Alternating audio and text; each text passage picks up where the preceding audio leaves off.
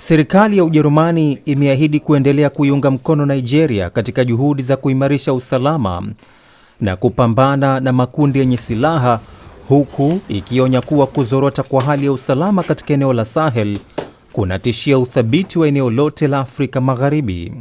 Ahadi hiyo imetolewa na waziri wa mambo ya nje wa Ujerumani Johann Wadephul baada ya kufanya mazungumzo na mwenyeji wake, waziri wa mambo ya nje wa Nigeria Bianca Odumegu Ojukwu jijini Abuja.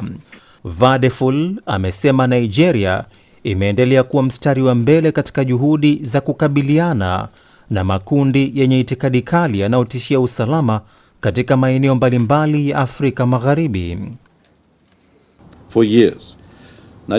Kwa miaka mingi, Nigeria imekuwa mstari wa mbele katika mapambano dhidi ya ugaidi na itikadi kali. Vitisho hivi pia vinaathiri bara la Ulaya na tunaweza kuvikabili kwa ufanisi zaidi kupitia ushirikiano kati yetu.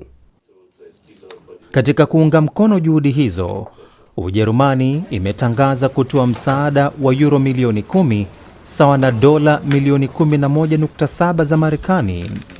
Fedha hizo zitatumika kusaidia kurejesha na kuwaunganisha tena katika jamii watu waliokimbia makazi yao kutokana na mashambulizi ya makundi ya Boko Haram na wapiganaji wenye mafungamano na kundi linalojiita Dola la Kiislamu.